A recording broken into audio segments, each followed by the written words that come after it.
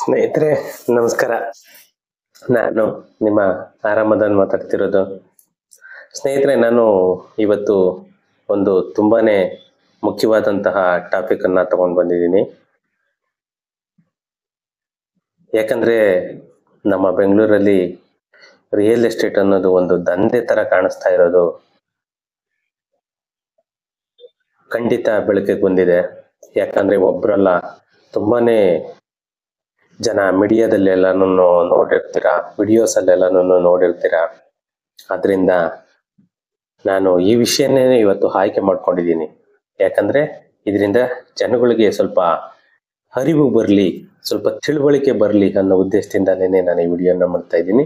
ಅದಕ್ಕಿಂತ ಮುಂಚೆ ನನ್ನ ಚಾನಲ್ ಅನ್ನ ಯಾರೆಲ್ಲ ಸಬ್ಸ್ಕ್ರೈಬ್ ಮಾಡ್ಕೊಂಡಿಲ್ವೋ ಅವರು ಸಬ್ಸ್ಕ್ರೈಬ್ ಮಾಡಿ, ಫಾಲೋ ಮಾಡಿ, ಒಂದು ಕಮೆಂಟ್ ಮಾಡಿ, ಇಲ್ಲ ಲೈಕ್ ಮಾಡಿ.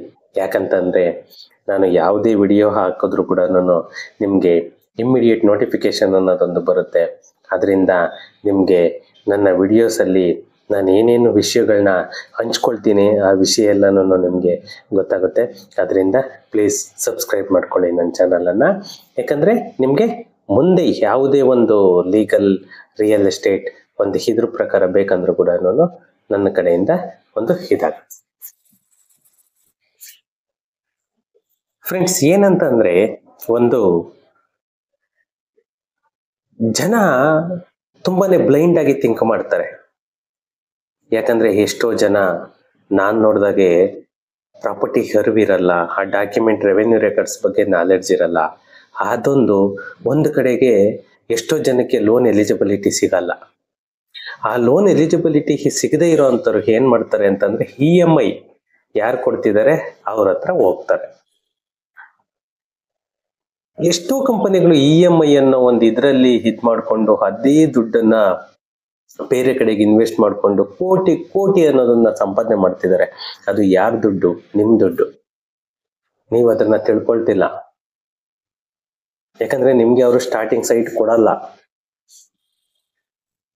ಅವ್ರು ಸ್ಟಾರ್ಟಿಂಗ್ ಸೈಟ್ ಏನು ಕೊಡಲ್ಲ ಅಂತಂದ್ರೆ ಅವನ ಲ್ಯಾಂಡ್ ಅನ್ನು ಪರ್ಚೇಜೇ ಮಾಡಿರಲ್ಲ. ಫ್ರೆಂಡ್ಸ್, ನಾನು ಒಂದೇ ಒಂದು ಹೇಳೋದಕ್ಕೆ ಇಷ್ಟಪಡ್ತೀನಿ. ಯಾವುದೇ ಕೋಆಪರೇಟಿವ್ ಸೊಸೈಟಿ ಅಂದ್ರೂ ಕೂಡ ಒಂದು ಸಾರಿ ಅಲ್ಲ 10 ಸಾರಿ ಯೋಚನೆ ಮಾಡಿ ಇನ್ವೆಸ್ಟ್ ಮಾಡಿ. ಕೋಆಪರೇಟಿವ್ ಸೊಸೈಟಿಯಲ್ಲಿ 90 ಭಾಗ ಕೋಆಪರೇಟಿವ್ ಸೊಸೈಟಿಗಳು ಎಲ್ಲಾನು ಫ್ರಾಡ್. ಮೊನ್ನೆ ಒಂದು ನನ್ನ ಹತ್ರನೇ ಬಂತು ಒಂದು ಲೇಔಟಿಗೆ, ನಮ್ಮ ಲೇಔಟಿಗೆನೆ ಒಂದು ಕೊಟೇಶನ್ ತಗೊಂಡು ಬಂದಿದ್ರು. ಟೀಚರ್ಸ್ ಅಸೋಸಿಯೇಷನ್ ಅಂತ ಹೇಳ್ಬಿಟ್ಟು ಆ ಟೀಚರ್ಸ್ ಅಸೋಸಿಯೇಷನ್ ಅನ್ನೋದೊಂದು ಅಸೋಸಿಯೇಷನ್ನೇ ಇಲ್ಲ. ಎಲ್ಲೋ ಒಂದು 2-3 ಲ್ಯಾಂಡ್ IVC ರೋಡ್ ಅಲ್ಲಿ ಬೋರ್ಡ್ ಹಾಕೊಂಡು ಕೂತಿದ್ದಾರೆ. ಆ ಅಸೋಸಿಯೇಷನ್ನೇ ಇದಿಲ್ಲ. ಫ್ರಾಡ್ ಅಸೋಸಿಯೇಷನ್ಸ್ ಅವೆಲ್ಲಾನು. ನೀವು ಅಂಥವ್ರ ಹತ್ರ ದುಡ್ಡು ಕಟ್ಟಿ ಸಿಕ್ಕಾಕೊಂಡು ತಿರ್ಗ ಅದನ್ನ ತಗೊಳಕ್ಕಾಗದೆ ಅಡ್ವೊಕೇಟ್ ಮೊರೆ ಹೋಗ್ತಾ ಇದ್ದೀರಾ. ಅದೆಲ್ಲಾನು ಯೂಸ್ ಆಗಲ್ಲ. ಯಾಕಂದ್ರೆ ಒಂದು ಯಾವತ್ತೇ ಆಗ್ಲಿ ನೋಡಿ, ಒಂದು ರೆಡಿ ಟು ಹಿಟ್ ಅನ್ನೋದೊಂದು ಯಾವ ಪ್ರಾಜೆಕ್ಟ್ ಅಲ್ಲಿ ಇದೆ, ಅಲ್ಲಿ 1 ಲಕ್ಷ ಜಾಸ್ತಿ ಆಗ್ಲಿ ಪ್ಲೀಸ್ ಅಂತ ಹತ್ರ ಹೋಗಿ ನೀವು ಸೈಟ್ ಅನ್ನ ಪರ್ಚೇಸ್ ಮಾಡಿ. ಅವಾಗ ಏನಾಗುತ್ತೆ ನಿಮ್ಗೆ? ಇವತ್ತು ನನ್ನ ಹತ್ರ 1 ಲಕ್ಷ ಇದೆ ಅಂತಂದ್ರೆ ಆ ಲಕ್ಷಕ್ಕೆ ತಕ್ಕಾಗಿ ನಾನೊಂದು ಪ್ರಾಡಕ್ಟ್ ಅನ್ನ ಪರ್ಚೇಸ್ ಮಾಡಿದ್ರೆ ಅದೇ ಸ್ಯಾಟಿಸ್ಫ್ಯಾಕ್ಷನ್. ಯಾಕೆಂದ್ರೆ ಆ ಪ್ರಾಡಕ್ಟ್ ನನ್ನ ಹತ್ರ ಇರುತ್ತೆ. ಈ ಒಂದು ಲೋನೆಬಲ್ ಪ್ರಾಪರ್ಟಿ ಹೋಗಿ ಯಾವ್ದನ್ನ NBFCನೇ ಆಗ್ಲಿ ತಗೊಳ್ಳಿ. ಎಲ್ಲ RBI ಗೈಡ್ಲೈನ್ ಫಾಲೋ ಮಾಡಲೇಬೇಕು. RBI ಗೈಡ್ಲೈನ್ ಫಾಲೋ ಮಾಡದೆ ಅವ್ರು ಇದ್ ಮಾಡಕ್ ಆಗಲ್ಲ. ಇದರಿಂದ NBFC ಆದ್ರೂ ಕೂಡ ಲೋನ್ ತಗೊಳ್ಳಿ.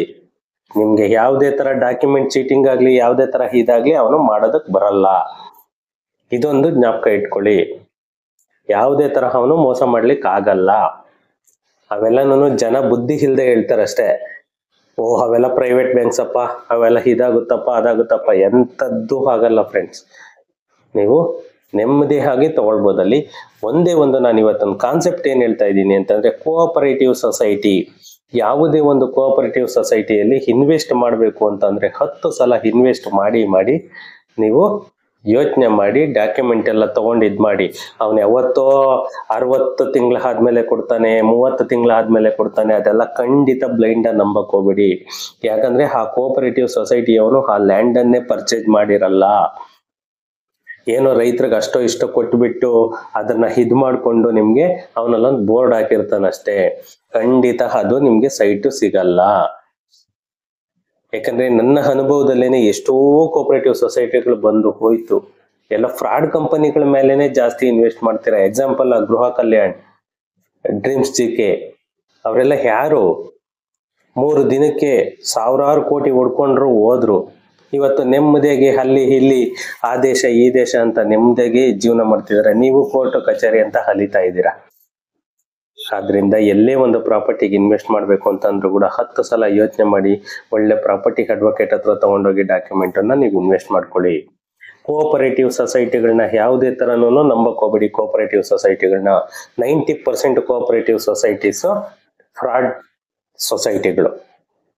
ಜೆನ್ಯೂನ್ ಸೊಸೈಟಿಗಳಿರೋದು 10% ಇಲ್ಲ. ನಮ್ಮ ಬೆಂಗಳೂರು ಆಗ್ಬೋದು ಅಥವಾ ಔಟ್ ಸ್ಟೇಷನ್ ಆಗ್ಬೋದು.